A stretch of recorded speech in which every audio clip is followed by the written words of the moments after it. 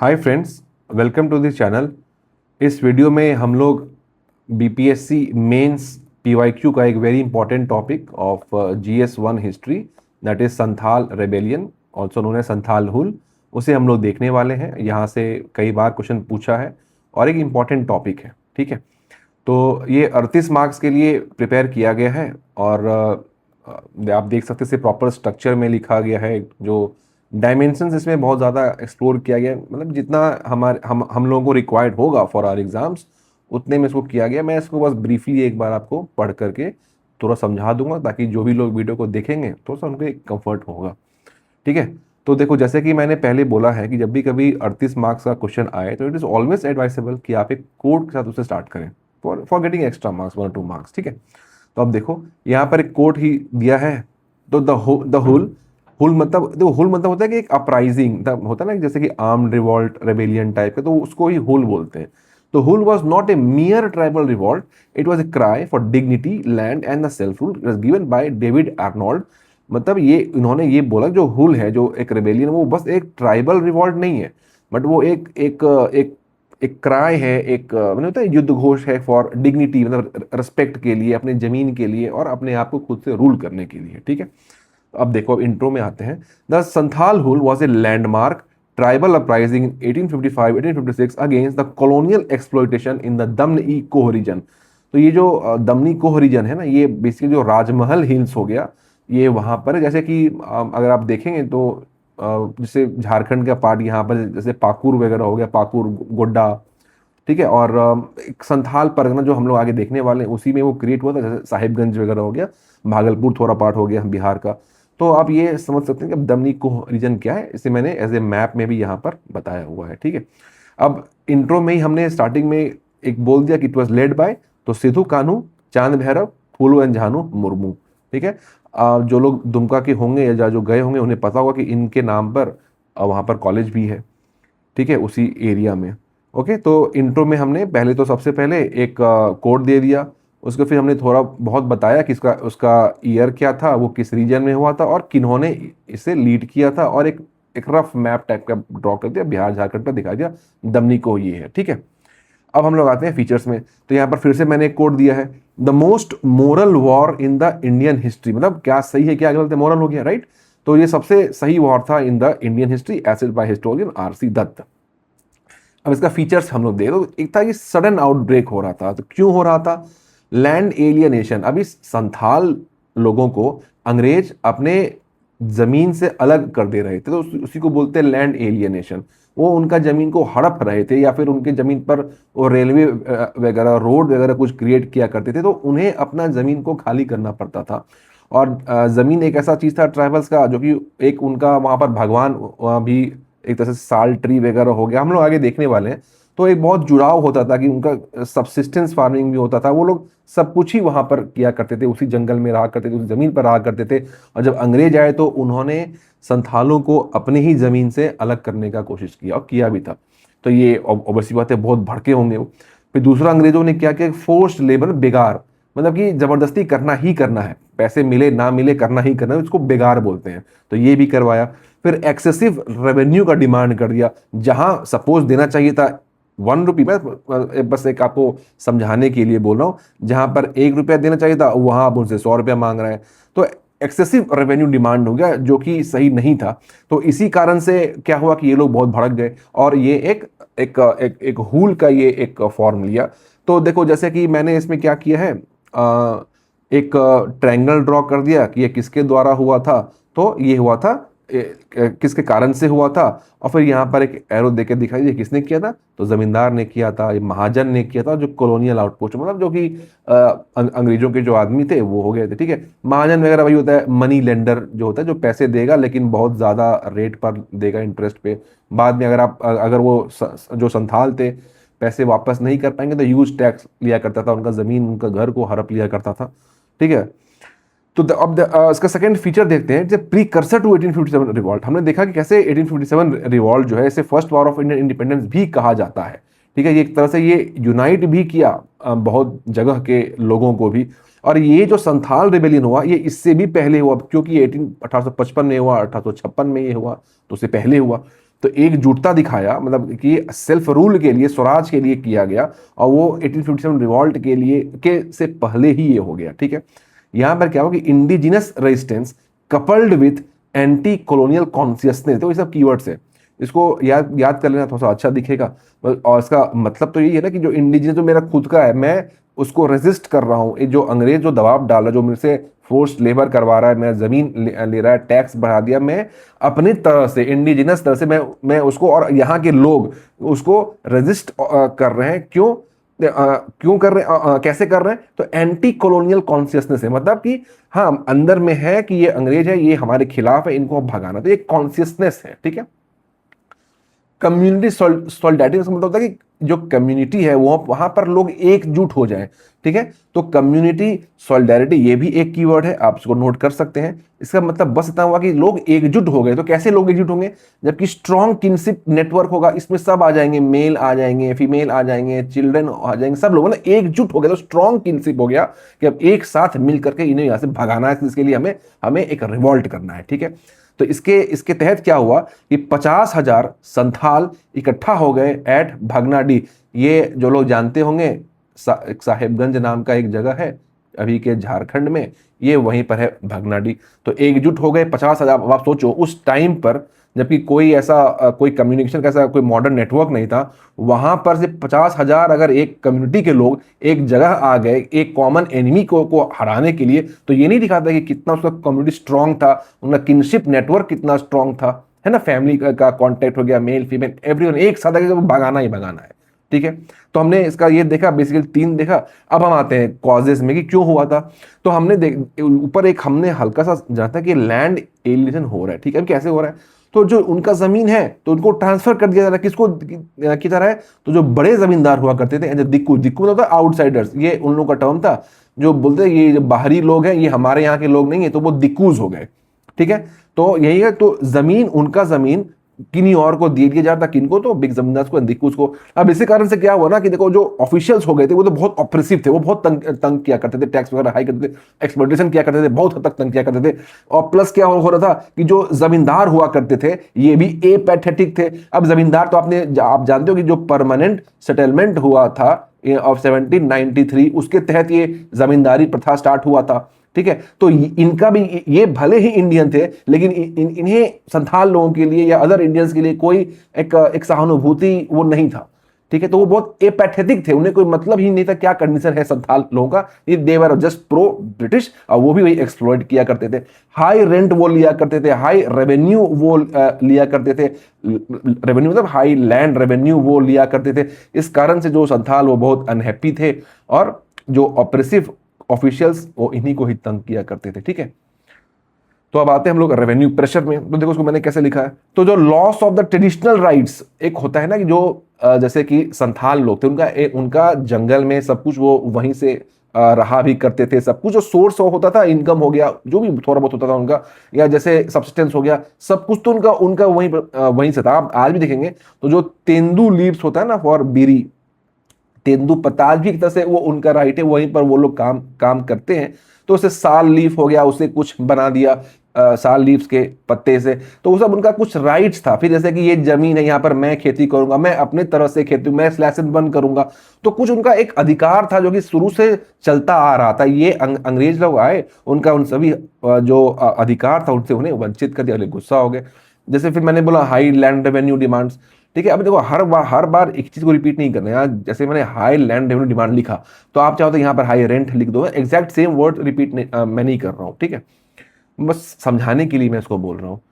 अब ये कैसे हो रहा था? बाय द अनहोली ट्रिनिटी, मतलब 3 लोग हैं जो कि अच्छे नहीं है। कौन है? जमींदार, सरकार, साहूकार। साहूकार वही हो गए जस्ट लाइक जैसे मनी लेंडर वगैरह हो गए। सरकार तो पता ही ये अंग्रेज का था, और जमींदार जो इंडियन थे, but they were only pro British and they had no sympathy or empathy toward the Santhals. ठीक है, अब ह्यूज डेट था।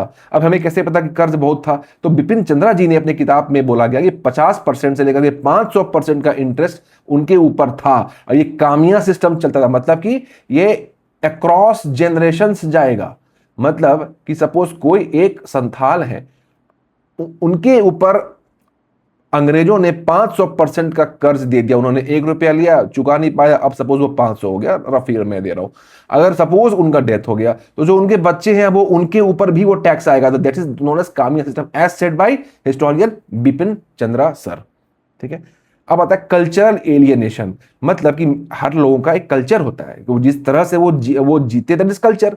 अब अंग्रेजों ने क्या किया कि उन्हें अपने कल्चर से ही अलग करने का कोशिश कैसे किया? तो ट्राइबल गवर्नेंस, मतलब अब देखो क्या होता है, जो ट्राइबल्स होते हैं वो एक जगह ऐसे करके रहते हैं, उनके बीच में कोई एक हेड होता है जो कि उनको गवर्न करता है। अंग्रेज बोले कि नहीं, ये सब तो नहीं चलेगा, मेरे हिसाब से चलेगा गवर्नेंस। ठीक है, तो अब सोचो, ये लोग प्रिमिटिव एज से, मतलब ट्रेडिशनली उनका वो अधिकार जमीन पे था, प्लस वो जिस तरह से रह रहे थे, जैसे कि हम लोग आगे देखेंगे अगले टॉपिक में कि मुंडा मनकी सिस्टम हुआ करता था, हम लोग आगे देखेंगे आगे के टॉपिक्स में। ठीक है, तो इन्होंने बोला कि जो संथाल का जो अपने आप को गवर्न करने का जो अधिकार है, जो अपने आप को एक सपोज कोई इश्यू हो गया इसमें, तो जो जजमेंट देगा अपने हिसाब से, उस सब को बंद कर दिया था। तो ऑब्वियसली अब कल्चर आपसे आप दूर कर दोगे तो वो तो गुस्सा होगा ही ना। बस उनको सेल्फ रूल भी नहीं था, वो ना तो कोई जजमेंट दे पाएंगे, ना अपना वो जो रूल्स एंड बाय लॉज जो भी कुछ होता था अपने कल्चर का, वो अब नहीं कर सकते हैं।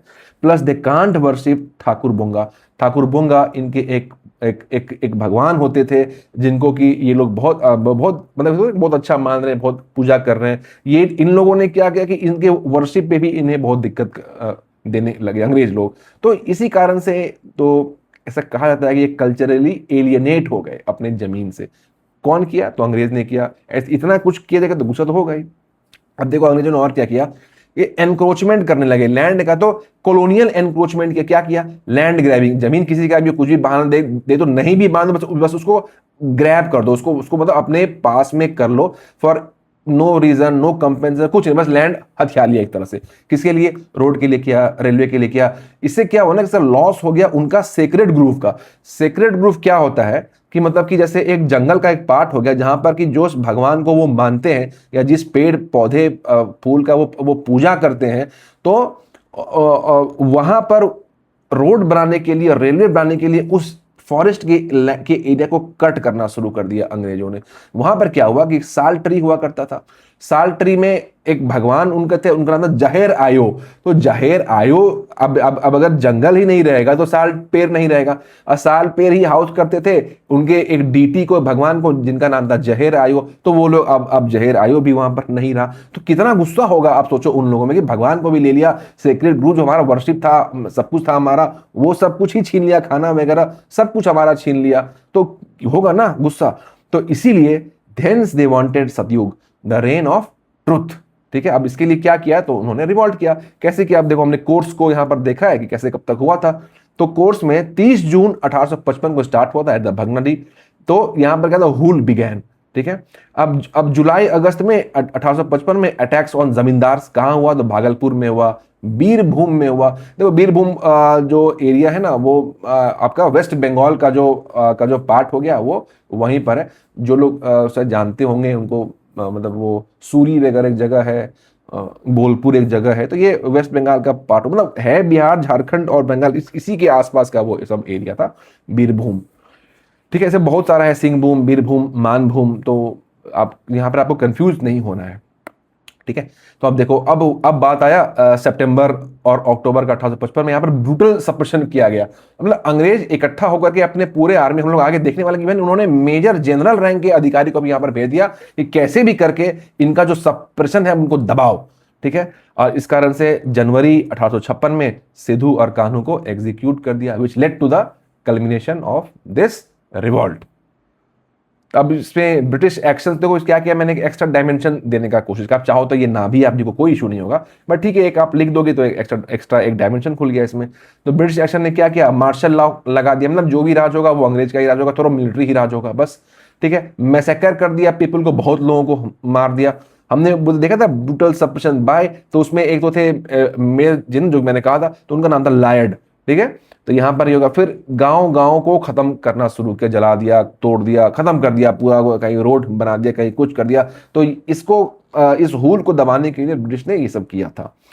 अब जब ये किया तो इसमें हो गया, अब इसका कंसिक्वेंस क्या क्या हुआ था। ठीक है, तो एक तो पहले हो गया था लीगल कंसिक्वेंस। लीगल में देखो मैंने क्या किया, इसको डिवाइड कर दिया 1 2 3 4 में। ठीक है, तो लीगल में मैंने क्या लिखा है कि sir Santhal Pargana tenancy act पास हो गया था कि अब जो वो एरिया था ना, वो जो जो, जो थोड़ा थोड़ा बिहार झारखंड हल्का सा वेस्ट बंगाल टाइप का जो एरिया, उसे अब वहां पर अब संथाल परगना टेनेंसी एक्ट कर दिया गया 1876 में, which restricted the land transfer to, जो हमने पहले देखा था, जो जमीन था उनका वो आउटसाइडर्स को दे दिया जा रहा था, उससे महाजन बहुत खुश थे, तो दिक्कूज बहुत खुश था, लेकिन से संथाल जो वहां के इंडिजिनस थे वो बहुत नाखुश थे। तो संथाल परगना टेनेंसी एक्ट को लाया गया साल 1876 में, और जो लैंड ट्रांसफर था उसको उसे रेस्ट्रिक्ट किया गया।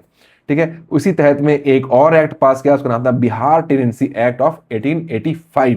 ठीक है, अब आते हैं हम लोग एडमिनिस्ट्रेटिव में। तो संथाल परगना ही क्रिएट कर दिया गया। संथाल परगना मतलब कि जैसे होता है एक परगना है ये, तो वही संथाल परगना को क्रिएट किया गया, और ये वही है एरिया अभी का जो साहिबगंज हो गया, थोड़ा थोड़ा भागलपुर हो गया, है ना, बिहार झारखंड, संथाल परगना, दुमका वगैरह हो गई, ये सब उसी आसपास का एरिया है। 1856 में ही इसको क्रिएट किया गया, और जो पुलिस सिस्टम होता था उसको बाद लोकल महलदार्स कर दिया गया। ये एक चेंजेस हुआ उस एरिया में। ठीक है, पॉलिटिकल में मैंने लिखा है कि idea of Swaraj emerged, self rule. ठीक है, वो कहते थे कि कोई भी अंग्रेज हो, बाहरी हो, हम एक्सेप्ट नहीं करेंगे, दिक्कुस भी हटो, हर कोई हटो, मुझे अपना ही सेल्फ रूल चाहिए। तो ये आइडिया हुआ ना स्वराज का जो इमर्ज हुआ वहां से। अब ट्राइबल्स इन पॉलिटिकल एसर्शन हम लोग आगे भी देखने वाले, कैसे मुंडा, कैसे ओरांव, वो अपने राइट को अचीव करने के लिए वो पॉलिटिक्स में भी आना शुरू किए, and this finally led to the formation of Jharkhand state in the year 2000। ये सब हम लोग आगे देखेंगे, कोई अदर टॉपिक में भी हम लोग ये देखेंगे। बट ट्राइबल्स जो है वो अब मेन स्ट्रीम जो पॉलिटिक्स था वहां पर वो आना स्टार्ट किया। आपने ये सुना भी होगा कि एनसीएम, सीडीएम, ये सब में भी अराउंड वगैरह आते थे, महात्मा गांधी से उन लोगों ने मिला भी था। ठीक है, तो मिले थे। तो यही है कि जो ट्राइबल्स है वो अपना अब अधिकार मांग रहे थे, हमें भी अब राजनीति में आना है, हमारा भी कुछ पावर होना चाहिए। ठीक है, सोशो इकोनॉमिक में है कि वही ट्राइबल गवर्नेंस हो गया, सेल्फ रूल हो गया। तो अब अगर वो खुद से वो गवर्न कर रहे हैं तो वो अपने लिए ना वो कुछ रूल बनाएंगे कि इतना लैंड रेवेन्यू नहीं चाहिए, कम चाहिए। ठीक है, तो मुझे ये पर्टिकुलर एक्ट चाहिए, मुझे इस तरीके से रहना है। तो वो हो ना इस तरह का ट्राइबल गवर्नेंस। ये मैंने ब्रैकेट में आपको समझाने के लिए लिखा है, सेल्फ रूल। फिर जो curved the exploitative money lenders, तो जब एक्सप्लॉयटेटिव मनी लेंडर्स है, साहूकार, अगर वो नहीं रहे तो इनके पर जो टैक्स लग रहा था, जो इनका जमीन को हड़पा जाता, वो तो बंद अब हो गया ना। तो जब ये सब हो गया तो ऑब्वियसली जो उनका जो लिविंग स्टैंडर्ड था वो तो इंक्रीज हो गया। ठीक है, उनका जो लिविंग स्टैंडर्ड था वो तो थोड़ा बेटर हुआ ना पहले के तुलना से, राइट। तो यही मैंने दिखाया है। अब रोल ऑफ वुमेन एक सेपरेट डायमेंशन आप ऐड कर सकते हैं। तो मैंने पहले का symbol of courage, example Phulo and Jhano Murmu, they served as the messengers and the fighters. वो लड़ा भी करती थी और वो यहाँ से मैसेज भी पहुंचाया करती थी ड्यूरिंग द हुल। ठीक है, कलेक्टिव करेज मतलब एक साथ मिल करके वो सब लोग, मेल फीमेल या सभी फीमेल्स में ना, मेल एंड फीमेल एक साथ मिल करके एक आवाज उठाया, एक रिवॉल्ट किया अंग्रेज के खिलाफ। It was symbolising gender equality even at that time. ठीक है, इन फोकलोर, बिरंगना, ये गाना ये जो बिरंगना होता है, जो आप संथाल एरिया में जाएंगे, ये आज भी वहां पर लोग सुनते हैं उसको। तो वो फोकलोर का पार्ट हो गया। It had an impact on the culture. अब फ्यूचर इंस्पिरेशन, तो फीमेल्स जो फ्रीडम स्ट्रगल में बाद में आई, जैसे सरस्वती देवी हो गई, चंद्रवती देवी हो गई, तो ये सब लोग जो जब से NCM, non corporate movement, CDM जब बिहार में हुआ था, तो जो फीमेल का रोल आप पढ़ते हैं बिहार में, तो वो सब भी इंस्पिरेशन लिया करती थी फ्रॉम फूलो मुर्मू। ठीक है, फ्रॉम झानो मुर्मू। तो एक इंस्पिरेशन था कि फीमेल भी कर सकती, क्यों नहीं वो लोग करेंगे। ठीक है, तो वहां से एक आया कि ठीक है हम लोग भी अब कर सकते हैं।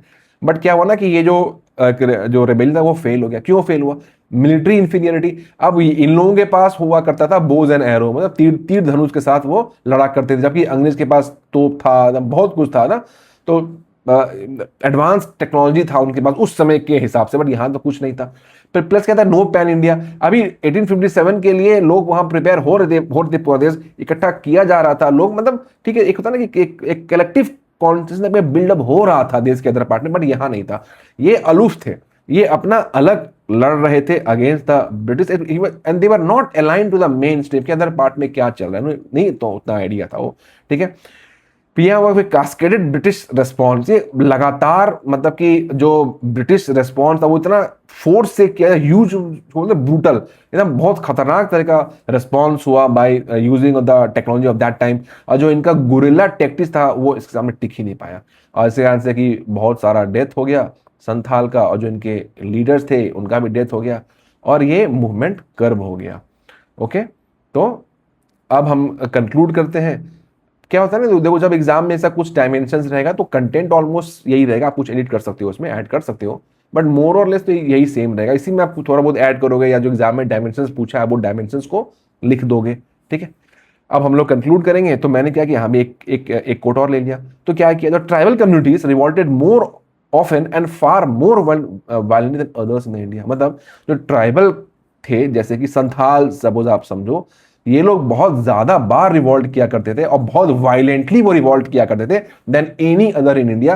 किसने कहा है, तो के सुरेश सिंह जी ने कहा है। ठीक है, तो अब देखो, Santhal Hul brought moral revolution, tribal consciousness and led to the formation of Jharkhand state post independence along with enacting the PESA Act of 1996। ठीक है, यहां से मैंने अपने आंसर को एंड कर दिया, यहां मैंने लिंक कर दिया विद पॉलिटी, जो भी हमारे देश में अभी मतलब जैसे झारखंड एक नया स्टेट आफ्टर बाइफर्केशन बना, तो उसमें भी जैसे मैंने स्टार्टिंग किया था, कहा था ना कि वो भी अपने पॉलिटिकल आइडेंटिटी खोज रहे थे, तो that kept on increasing they demanded, they started demanding for Jharkhand state. ठीक है, तो देखो इसी तरीके से यहाँ पर ऐसा किया है, और इसमें मेन तो आपने देखा ही होगा कितने कितने डायमेंशंस को हमने कवर किया है।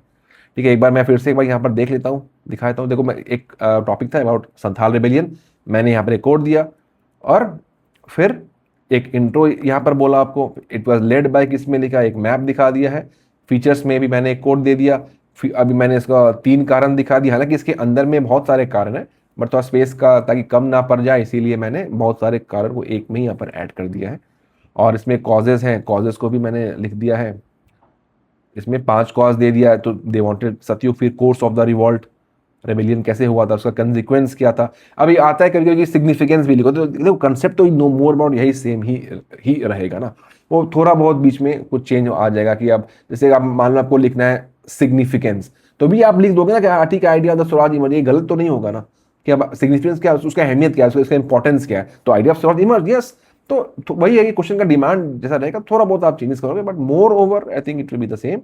फिर रोल ऑफ एक वुमेन का भी मैंने एक एक्स्ट्रा डायमेंशन ऐड कर दिया है, फिर वो फेल क्यों हुआ, कारण दे दिया है, एंड देन जो कंक्लूजन है मैंने वो कर दिया, and this completes my answer. Okay, तो इस वीडियो में इतना ही था। Thank you.